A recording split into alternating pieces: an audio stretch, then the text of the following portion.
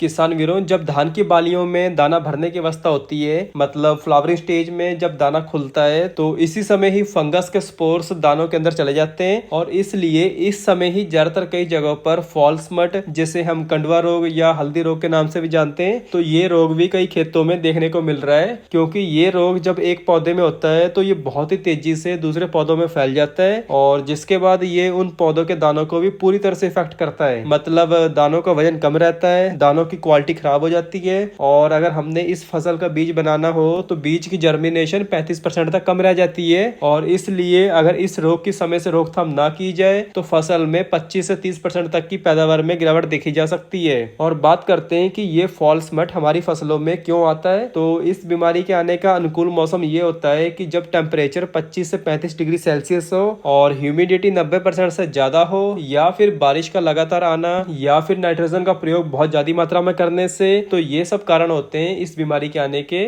और ये जो फॉल्स मट होता है ये फ्लावरिंग स्टेज से स्टार्ट होता है और लास्ट तक रहता है, मतलब कि धान पकने तक रहता है। और इसलिए रोग आने से पहले ही हमें कुछ बातों का खास ध्यान रखना जरूरी होता है, जैसे कि बीज बुआई करते समय जो उपयुक्त किस्में हैं तो उन्हीं का ही चयन करना चाहिए। मतलब जो हमारे एरिया में जो सुटेबल किस्में होती हैं या रिकमेंड की जाती हैं तो उन्हीं किस्मों की ही बुआई करनी चाहिए। और बीज बोने से पहले बीज का शोधन करना बहुत ही जरूरी होता है। और अगर किसी कारण से बीज शोधन नहीं कर पाए तो फिर हमें सिजेंटा का फोलियो गोल्ड, जिसमें टेक्निकल आता है क्लोरोथेनोनिल प्लस मेटालेक्सल, तो इस फोलियो गोल्ड का छिड़काव कर देने से फॉल्स मट जैसे रोगों के आने की पॉसिबिलिटी बहुत कम रहती है और ये हमारा प्रैक्टिकल एक्सपीरियंस भी है। और सबसे जरूरी बात यह है कि ये बीमारी जिन धान की किस्मों में देखी गई है तो उन धान की किस्मों में दवा डालने के बाद भी पूरा 100% रिजल्ट नहीं मिलता है और इसलिए अगले साल हमें उन किस्मों का चुनाव करना चाहिए जिन किस्मों में ये रोग नहीं आता है, या फिर जिन खेतों में ये रोग आया था तो उन खेतों का बीज भी अगली फसल के लिए इस्तेमाल नहीं करना है। तो इस बात का भी हमें ध्यान रखना बहुत ही जरूरी होता है। मगर उससे पहले जो किसान वीर हमारी वीडियो पहली बार देख रहे हैं तो आप भी हमारा चैनल सब्सक्राइब कर लीजिए, जिससे आपको हर एक फसल के बारे में सही टाइम पे सही जानकारी मिलती रहे। तो चलिए जान लेते हैं कि धान की फसल में फॉल्स मट की रोकथाम कैसे करें। सबसे पहले बात करते हैं कि ये फोलियो गोल्ड फॉल्स मट पे कितना ज्यादा इफेक्टिव है।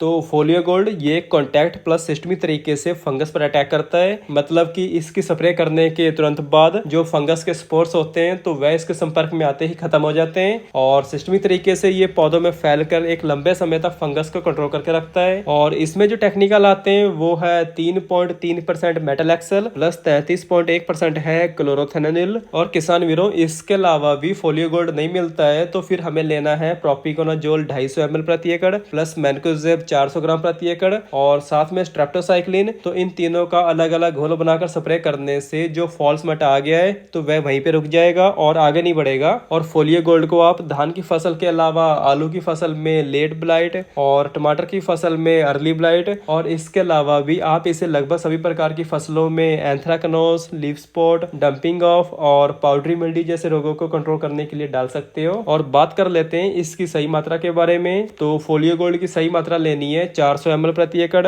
और धान की फसल में फॉल्स मट जैसी बीमारी के लिए पानी की मात्रा लेनी है 200 लीटर प्रति एकड़। और बात कर लेते हैं इसकी कीमत के बारे में। तो इसके 1 लीटर पैक की कीमत रहेगी 1600 रुपए। तो किसान वीरों, यही सब कुछ था कि धान की फसल में फॉल्स मट के बेस्ट उपाय। धन्यवाद।